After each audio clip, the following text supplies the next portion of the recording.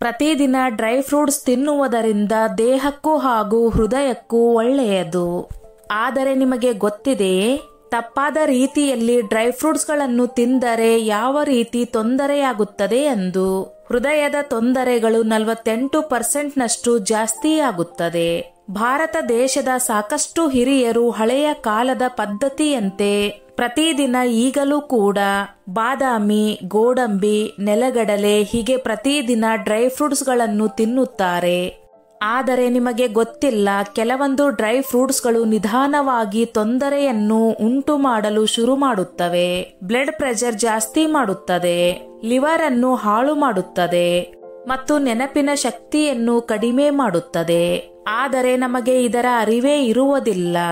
ಅಂತಹ ಡ್ರೈ ಫ್ರೂಟ್ಸ್ಗಳ ಬಗ್ಗೆ ನಾವು ಇಂದು ಸಂಪೂರ್ಣವಾಗಿ ತಿಳಿದುಕೊಳ್ಳೋಣ. 4 ಡ್ರೈ ಫ್ರೂಟ್ಸ್ ನಮ್ಮ ಹೃದಯ, ಮೂಳೆಗಳು ಹಾಗೂ ಮಾಂಸಖಂಡಗಳನ್ನು ಮತ್ತು ನೆನಪಿನ ಶಕ್ತಿಯನ್ನು ಚುರುಕುಗೊಳಿಸುತ್ತದೆ. ಇನ್ನು ಈ 4 ತರಹದ ಡ್ರೈ ಫ್ರೂಟ್ಸ್ಗಳನ್ನು 60 ವರ್ಷಗಳ ನಂತರ ದಯವಿಟ್ಟು ಸೇವಿಸಲೇಬೇಡಿ. ಭಾರತದ ಪ್ರತಿಯೊಂದು ಮನೆಗಳಲ್ಲಿಯೂ ಬಾದಾಮ್, ಗೋಡಂಬಿ ಹಾಗೂ ಕಡಲೆ ಬೀಜಗಳನ್ನು ಪ್ರತಿಯೊಬ್ಬರು ಸೇವಿಸುತ್ತಾರೆ. ಬೆಳಗಿನ ನಾಷ್ಟಾದಿಂದ ಹಿಡಿದು ಹಬ್ಬ ಹರಿದಿನಗಳಲ್ಲಿಯೂ ಕೂಡ ತುಂಬಾ ಜನ ಹಿರಿಯರು ಅಂದುಕೊಂಡಿರುತ್ತಾರೆ, ಡ್ರೈ ಫ್ರೂಟ್ಸ್ ತಿಂದು ಬಿಟ್ಟರೆ ಮತ್ತೇನು ಬೇಡ, ಎಲ್ಲಾ ಶಕ್ತಿಯು ಅದರಿಂದ ಬರುತ್ತದೆ ಎಂದು. ಆದರೆ ಸತ್ಯ ನಾವಂದುಕೊಂಡಷ್ಟು ಸುಲಭವಾಗಿಲ್ಲ. ಅಮೆರಿಕದ ಸಂಶೋಧನೆಯಿಂದ ತಿಳಿದು ಬಂದ ವಿಷಯವೇನೆಂದರೆ, ಡ್ರೈ ಫ್ರೂಟ್ಸ್ಗಳನ್ನು ನಿಯಮಿತವಾಗಿ ತಿನ್ನುತ್ತಾ ಬಂದರೆ ಶರೀರದಲ್ಲಿ ಊತ ಕಾಣಿಸಿಕೊಳ್ಳುತ್ತದೆ, ಹೃದಯ ಬಡಿತವನ್ನು ಹೆಚ್ಚು ಮಾಡುತ್ತದೆ ಮತ್ತು ನೆನಪಿನ ಶಕ್ತಿಯನ್ನು ಕಡಿಮೆಗೊಳಿಸುತ್ತದೆ. ಭಾರತದಲ್ಲಿ ಈ ಡ್ರೈ ಫ್ರೂಟ್ಸ್ ಎಲ್ಲಾ ಕಡೆಯೂ ಸಾಮಾನ್ಯವಾಗಿ ಸಿಗುತ್ತದೆ. ಆದರೆ 60 ವರ್ಷಗಳ ನಂತರ ನಮ್ಮ ಮೆಟಾಬಾಲಿಸಂ ಕಡಿಮೆಯಾಗುತ್ತದೆ. ಇದರಿಂದಾಗಿ ಶರೀರದಲ್ಲಿ ಟಾಕ್ಸಿನ್ ಹಾಗೂ ಕೆಟ್ಟ ಕೊಲೆಸ್ಟ್ರಾಲ್ ಜಮಾ ಆಗಲು ಶುರುವಾಗುತ್ತದೆ. ಕೆಲವು ಜನ ಹೇಳುತ್ತಾರೆ, ನಮ್ಮ ದೇಹಕ್ಕೆ ಡ್ರೈ ಫ್ರೂಟ್ಸ್ಗಳು ಒಳ್ಳೆಯದು ಎಂದು. ಆದರೆ 60 ವರ್ಷಗಳ ನಂತರ ನಮ್ಮ ದೇಹದಲ್ಲಿ ಶುಗರ್ ಜಾಸ್ತಿ ಮಾಡುತ್ತದೆ, ನಮ್ಮ ಕೈ ಕಾಲುಗಳಲ್ಲಿ ಊತವನ್ನು ಜಾಸ್ತಿ ಮಾಡುತ್ತದೆ. ಅದರಿಂದಾಗಿ ನಾವು ಔಷಧಿಗಳ ಮೊರೆ ಹೋಗಬೇಕಾಗುತ್ತದೆ. ಇದೇ ಕಾರಣದಿಂದ ಮೊದಲಿನಂತೆ ನಾವು ಡ್ರೈ ಫ್ರೂಟ್ಸ್ಗಳನ್ನು ತಿನ್ನುವುದರಿಂದ ನಮ್ಮ ದೇಹಕ್ಕೆ ತುಂಬಾ ತೊಂದರೆಯಾಗುತ್ತದೆ. ನಾವು ಈಗ ನಮ್ಮ ದೇಹಕ್ಕೆ ಯಾವುದು ಒಳ್ಳೆಯ ಡ್ರೈ ಫ್ರೂಟ್ಸ್ಗಳು ಎಂದು ತಿಳಿದುಕೊಳ್ಳೋಣ. ಸ್ನೇಹಿತರೆ, ಅದಕ್ಕೂ ಮೊದಲು ನನ್ನದೊಂದು ಕಳಕಳಿಯ ವಿನಂತಿ. ಎಷ್ಟೋ ಜನ ವಿಡಿಯೋ ನೋಡುತ್ತಾರೆ, ಆದರೆ ಲೈಕ್ ಮಾಡುವುದನ್ನೇ ಮರೆತು ಬಿಡುತ್ತಾರೆ. ಸ್ನೇಹಿತರೆ, ವಿಡಿಯೋಗೊಂದು ಲೈಕ್ ಕೊಡಿ. ನಿಮ್ಮ ಅನಿಸಿಕೆ ಅಭಿಪ್ರಾಯಗಳನ್ನು ಕಮೆಂಟ್ ಮಾಡುವ ಮೂಲಕ ತಿಳಿಸಿ. 1. ಬಾದಾಮಿಯನ್ನು ಹಾಲಿನ ಜೊತೆ ತೆಗೆದುಕೊಳ್ಳುವುದರಿಂದ ನಮ್ಮ ಮಾಂಸಖಂಡಗಳು ಹಾಗೂ ಮೂಳೆಗಳಿಗೆ ತುಂಬಾ ಒಳ್ಳೆಯ ಶಕ್ತಿಯನ್ನು ನೀಡುತ್ತದೆ. ಬಾದಾಮಿಯಲ್ಲಿ ಭರಪೂರಕವಾಗಿ ಕ್ಯಾಲ್ಸಿಯಂ ಹಾಗೂ ಮೆಗ್ನೀಸಿಯಂ ಇರುತ್ತದೆ. ಈ 2 ಮಿನರಲ್ಸ್ಗಳು ಮೂಳೆಗಳನ್ನು ಬಲಿಷ್ಠವಾಗಿಸುತ್ತವೆ. 60 ವರ್ಷಗಳ ನಂತರ ಬಾದಾಮಿಯನ್ನು ಸೇವಿಸುವುದು ತುಂಬಾ ಮುಖ್ಯವಾಗಿರುತ್ತದೆ. ಇದರಿಂದಾಗಿ ಹಿರಿಯರಿಗೆ ಕಾಲುಗಳಲ್ಲಿ ನೋವು ಕಾಣಿಸಿಕೊಳ್ಳುವುದು ಕಡಿಮೆಯಾಗುತ್ತದೆ. ಅಷ್ಟೇ ಅಲ್ಲದೆ ಬಾದಾಮಿಯಲ್ಲಿರುವ ವಿಟಮಿನ್ ಇ ವಯಸ್ಸಾದ ಮೇಲೆ ದೇಹಕ್ಕೆ ಒಂದು ಶಕ್ತಿಯುತವಾದ ಆಂಟಿ ಆಕ್ಸಿಡೆಂಟ್ ಆಗಿರುತ್ತದೆ. ಮಾಂಸಖಂಡಗಳಲ್ಲಿ, ಮೂಳೆಗಳಲ್ಲಿ ಆಗಿರುವ ಡ್ಯಾಮೇಜ್ ಅನ್ನು ಸರಿಪಡಿಸುತ್ತದೆ. ಆಯುರ್ವೇದದ ಅನುಸಾರ ಬಾದಾಮಿಯಲ್ಲಿ ಸಾತ್ವಿಕ ಗುಣ ಇರುತ್ತದೆ. ಇದರಿಂದಾಗಿ ನಮ್ಮ ದೇಹದಲ್ಲಿ ಉಷ್ಣ ಜಾಸ್ತಿಯಾಗುತ್ತದೆ. ಇದು ವಾತ ಪ್ರಕೃತಿ ಇರುವವರಿಗೆ ತುಂಬಾ ಒಳ್ಳೆಯದು. ಬೆಳಗ್ಗೆ ಎದ್ದ ತಕ್ಷಣ ಖಾಲಿ ಹೊಟ್ಟೆಯಲ್ಲಿ ಬಾದಾಮಿಯನ್ನು ತಿನ್ನುವುದರಿಂದ ಪಚನ ಕ್ರಿಯೆ ಸರಾಗವಾಗುತ್ತದೆ. ಬೇರೆ ಎಲ್ಲಾ ಡ್ರೈ ಫ್ರೂಟ್ಸ್ಗಳಿಗಿಂತ ಬಾದಾಮ್ನಲ್ಲಿ ಕಡಿಮೆ ಸ್ಯಾಚುರೇಟೆಡ್ ಫ್ಯಾಟ್ ಇರುತ್ತದೆ. ಇದು 60 ವರ್ಷ ಮೇಲ್ಪಟ್ಟವರಿಗೆ ತುಂಬಾ ಒಳ್ಳೆಯದು. 2. ಅಕ್ರೋಟ್ ಅನ್ನು ತಿನ್ನುವುದರಿಂದ ಬುದ್ಧಿ ಹಾಗೂ ನೆನಪಿನ ಶಕ್ತಿ ಚುರುಕಾಗುತ್ತದೆ. ಕಾಶ್ಮೀರ್ ಹಾಗೂ ಹಿಮಾಲಯ ಪರ್ವತಗಳಲ್ಲಿ ಜನರು ಇದನ್ನು ಹೆಚ್ಚಾಗಿ ಸೇವಿಸುತ್ತಾರೆ. ನಮಗೆ ಕಾಯಿಲೆ ಬಂದಾಗ ನಾವು ಇದನ್ನು ಸೇವಿಸುವುದರಿಂದ ನಮ್ಮ ದೇಹವನ್ನು ಬಿಸಿಯಾಗಿರಿಸುತ್ತದೆ ಮತ್ತು ಸಾಕಷ್ಟು ಶಕ್ತಿಯನ್ನು ನೀಡುತ್ತದೆ. ಇದು ನೋಡಲು ಮನುಷ್ಯನ ಮೆದುಳಿನಂತೆ ಇರುವುದರಿಂದ ಇದು ಮೆದುಳಿಗೆ ತುಂಬಾ ಮುಖ್ಯವಾದ ಡ್ರೈ ಫ್ರೂಟ್ಸ್ ಎಂದು ಹಿರಿಯರು ಹೇಳಿದ್ದಾರೆ. ಅಕ್ರೋಟ್ನಲ್ಲಿ ಪ್ಲಾಂಟ್ ಬೇಸ್ಡ್ ಒಮೆಗಾ 3 ಜಾಸ್ತಿ ಪ್ರಮಾಣದಲ್ಲಿ ಇರುತ್ತದೆ. ಇದು ಮೆದುಳಿನ ಆರೋಗ್ಯ ಹಾಗೂ ನೆನಪಿನ ಶಕ್ತಿಯನ್ನು ಚುರುಕುಗೊಳಿಸುವಂತೆ ಮಾಡುತ್ತದೆ. ಸಂಶೋಧನೆಗಳ ಪ್ರಕಾರ 60 ವರ್ಷಗಳ ನಂತರ ಅರುಳು ಮರುಳು ಎನ್ನುತ್ತಾರೆ. ಈ ವಯಸ್ಸಿನಲ್ಲಿ ಪ್ರತಿದಿನ ಒಂದು ಅಕ್ರೋಟ್ ತಿನ್ನುತ್ತಾ ಬಂದರೆ ಪದೇ ಪದೇ ನೆನಪಿನ ಶಕ್ತಿಯನ್ನು ಕಳೆದುಕೊಳ್ಳುತ್ತಿರುವವರಿಗೆ ಇದು ತುಂಬಾ ಉಪಯುಕ್ತವಾಗುತ್ತದೆ. ಅಷ್ಟೇ ಅಲ್ಲದೆ ಅಕ್ರೋಟ್ನಲ್ಲಿ ಮೆಲಟೋನಿನ್ ಇರುತ್ತದೆ. ಇದು ವಯಸ್ಸಾದವರಲ್ಲಿ ಚೆನ್ನಾಗಿ ನಿದ್ದೆ ಬರುವಂತೆ ಮಾಡುತ್ತದೆ. ಇದರ ಪ್ರಕೃತಿ ತುಂಬಾ ಉಷ್ಣವಾಗಿರುತ್ತದೆ. ಇದನ್ನು ಯಾವಾಗಲೂ ಚಿಂತೆ ಮಾಡುತ್ತಿರುವವರು ತಿಂದರೆ ಅವರ ದೇಹಕ್ಕೆ ತುಂಬಾ ಒಳ್ಳೆಯದು. ಗೋಡಂಬಿ ಹಾಗೂ ನೆಲಗಡಲೆಗಿಂತ ಅಷ್ಟೊಂದು ಅಲರ್ಜಿ ಆಗುವುದಿಲ್ಲ. ಅಧಿಕ ಪ್ರಮಾಣದಲ್ಲಿ ಪಾಲಿಫೆನಲ್ ಇರುತ್ತದೆ. ತುಂಬಾ ಸಮಯದವರೆಗಿನ ನ್ಯೂರೋಲಾಜಿಕಲ್ ಡ್ಯಾಮೇಜ್ಗಳನ್ನು ಸರಿಪಡಿಸುತ್ತದೆ.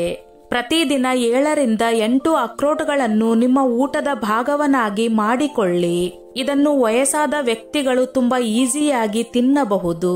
ಇಲ್ಲವೇ ಪಾಯಸ ಅಥವಾ ಯಾವುದಾದರೂ ಸಿಹಿ ಪದಾರ್ಥಗಳಲ್ಲಿ ಹಾಕಿಕೊಂಡು ತಿನ್ನಬಹುದು. 3. ಪಿಸ್ತಾ. ಇದು ನೋಡಲು ಚಿಕ್ಕದಾಗಿರಬಹುದು, ಆದರೆ ಇದರ ಶಕ್ತಿ ಮಾತ್ರ ಬಹಳಷ್ಟಿದೆ. ನಮ್ಮ ಸಂಸ್ಕೃತಿ ಹಾಗೂ ಜನರಲ್ಲಿ ಬಹಳ ಸಮಯದಿಂದ ತನ್ನ ಸ್ಥಾನವನ್ನು ಗಟ್ಟಿಗೊಳಿಸುತ್ತಾ ಬಂದಿದೆ. ಇದನ್ನು ಬರ್ಫಿ ಹಾಗೂ ಖೀರುಗಳಲ್ಲಿ ಬಳಸುತ್ತಾರೆ. ಇದನ್ನು ಬಹಳ ಜನ ಕಡಿಮೆ ಉಪಯೋಗಿಸುತ್ತಾರೆ, ಆದರೆ ಅವರಿಗೆ ಗೊತ್ತಿಲ್ಲ. 60 ವರ್ಷಗಳ ನಂತರ ವಯಸ್ಸಾದವರಲ್ಲಿ ಇದು ಬ್ಲಡ್ ಪ್ರೆಷರ್ ಹಾಗೂ ಕಣ್ಣಿನ ಕಾಂತಿಯನ್ನು ಕಾಪಾಡುವಲ್ಲಿ ತುಂಬಾ ಮುಖ್ಯವಾದ ಪಾತ್ರವನ್ನು ವಹಿಸುತ್ತದೆ. ಹೆಚ್ಚಿನ ಡ್ರೈ ಫ್ರೂಟ್ಸ್ಗಳಲ್ಲಿ ಸೋಡಿಯಂ ಜಾಸ್ತಿ ಪ್ರಮಾಣದಲ್ಲಿ ಇರುತ್ತದೆ. ಪೊಟ್ಯಾಸಿಯಂ ಪ್ರಮಾಣ ಜಾಸ್ತಿ ಇರುತ್ತದೆ. ಆದರೆ ಪಿಸ್ತಾದಲ್ಲಿ ಸೋಡಿಯಂ ಕಡಿಮೆ ಪ್ರಮಾಣದಲ್ಲಿ ಇರುತ್ತದೆ. ಇದರಿಂದಾಗಿ ಬ್ಲಡ್ ಪ್ರೆಷರ್ ಅನ್ನು ನಿಯಂತ್ರಣದಲ್ಲಿ ಇಡುತ್ತದೆ. ಪೆನ್ಸಿಲ್ವೇನಿಯಾದ ಒಂದು ಸಂಶೋಧನಾ ಕೇಂದ್ರದಲ್ಲಿ ಸಂಶೋಧನೆಯ ಪ್ರಕಾರ ಪಿಸ್ತಾ ತಿನ್ನುವುದರಿಂದ 2 ರಿಂದ 3% ನಷ್ಟು ಬ್ಲಡ್ ಪ್ರೆಷರ್ ಕಡಿಮೆಯಾಗುತ್ತದೆ ಎಂದು ಸಾಬೀತುಪಡಿಸಿದ್ದಾರೆ. ಆಯುರ್ವೇದದ ಪ್ರಕಾರ ಪಿಸ್ತಾ ತುಂಬಾ ಸ್ವಾದಿಷ್ಟವಾಗಿರುತ್ತದೆ ಮತ್ತು ಮನುಷ್ಯನಲ್ಲಿ ಮನಸ್ಸಿನ ಶಾಂತಿಯನ್ನು ಹೆಚ್ಚಿಸುತ್ತದೆ. ಉಳಿದ ಡ್ರೈ ಫ್ರೂಟ್ಸ್ಗಳಿಗಿಂತ ಪಿಸ್ತಾದಲ್ಲಿ ಕ್ಯಾಲೋರಿ ಕಡಿಮೆ ಇರುತ್ತದೆ.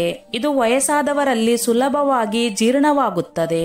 ಸ್ವಲ್ಪ ತಿಂದರೆ ಸಾಕು, ಹೊಟ್ಟೆ ತುಂಬಿದ ಅನುಭವವಾಗುತ್ತದೆ. ಪ್ರತಿದಿನ 5 ರಿಂದ 10 ಪಿಸ್ತಾ ತಿನ್ನುವುದರಿಂದ ವಯಸ್ಸಾದವರಲ್ಲಿ ಮೂಳೆಗಳು ಕ್ರ್ಯಾಕ್ ಆಗುತ್ತಿದ್ದರೆ ಅದು ಆದಷ್ಟು ಬೇಗ ಸರಿ ಹೋಗುತ್ತದೆ.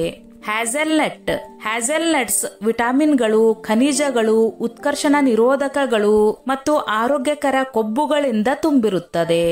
ಇದು ನಿಮ್ಮ ಮೆದುಳನ್ನು ಸಕ್ರಿಯವಾಗಿ ಮತ್ತು ಆರೋಗ್ಯಕರವಾಗಿಡಲು ಅವಶ್ಯಕವಾಗಿದೆ.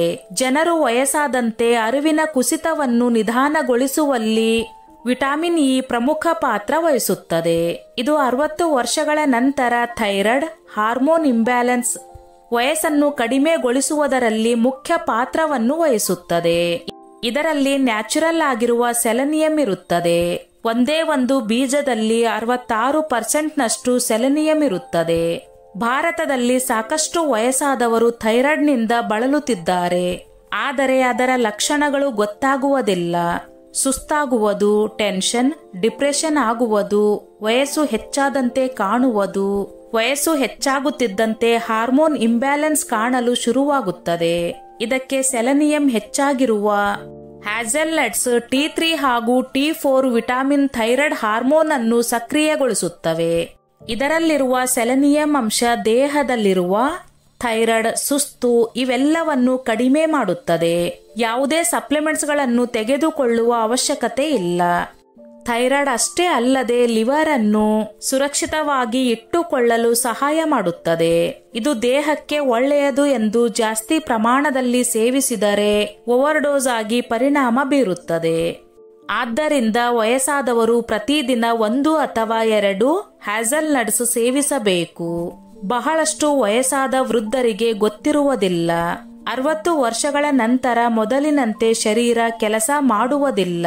ತಪ್ಪಾದ ಡ್ರೈ ಫ್ರೂಟ್ಸ್ಗಳನ್ನು ತಿನ್ನುವುದರಿಂದ, ತಪ್ಪಾದ ತಿಳುವಳಿಕೆಯಿಂದ ಸರಿಯಾದ ಪ್ರಮಾಣದಲ್ಲಿ ಸೇವಿಸದೇ ಇರುವುದರಿಂದ ತುಂಬಾ ಸಮಯಗಳ ನಂತರ ಅದರ ಪರಿಣಾಮವನ್ನು ತೋರಿಸುತ್ತದೆ. ನಾವು ಎಷ್ಟು ಡ್ರೈ ಫ್ರೂಟ್ಸ್ಗಳು ತಿನ್ನುತ್ತೇವೆ ಯಾವ ಪ್ರಮಾಣದಲ್ಲಿ ತಿನ್ನುತ್ತೇವೆ, ಯಾವಾಗ ತಿನ್ನುತ್ತೇವೆ ಎನ್ನುವುದು ಮುಖ್ಯವಲ್ಲ. ನಮ್ಮ ದೇಹಕ್ಕೆ, ನಮ್ಮ ವಯಸ್ಸಿಗೆ ಯಾವ ರೀತಿಯ ಡ್ರೈ ಫ್ರೂಟ್ಸ್ ಯಾವ ಸಮಯದಲ್ಲಿ ಎಷ್ಟು ಪ್ರಮಾಣದಲ್ಲಿ ತಿನ್ನಬೇಕು ಎನ್ನುವುದು ನಮಗೆ ಗೊತ್ತಿರಬೇಕು.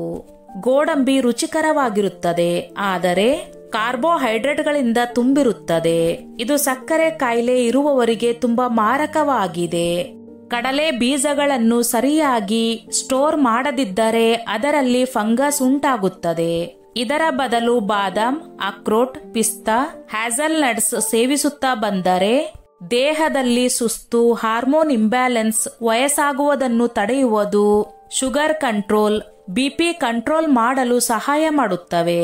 ಕೇರಳದ ಆಯುರ್ವೇದ ನ್ಯೂಟ್ರಿಷನಿಸ್ಟ್ ಲೀಲಾ ಪಟ್ಕರ್ ಹೇಳುತ್ತಾರೆ, ಆಯುರ್ವೇದ ವಯಸ್ಸಾದವರಿಗೆ ಕಡಿಮೆ ಹಾಗೂ ಸರಿಯಾದ ಊಟವನ್ನು ಸೇವಿಸಲು ಸಲಹೆ ನೀಡುತ್ತದೆ. ಸರಳ ಹಾಗೂ ಸಾತ್ವಿಕ ಆಹಾರವನ್ನು ಸೇವಿಸುವುದರಿಂದ 60 ವರ್ಷಗಳ ನಂತರ ನಮ್ಮ ದೇಹಕ್ಕೆ ಹೊಸ ಚೇತನವನ್ನು ನೀಡುತ್ತವೆ.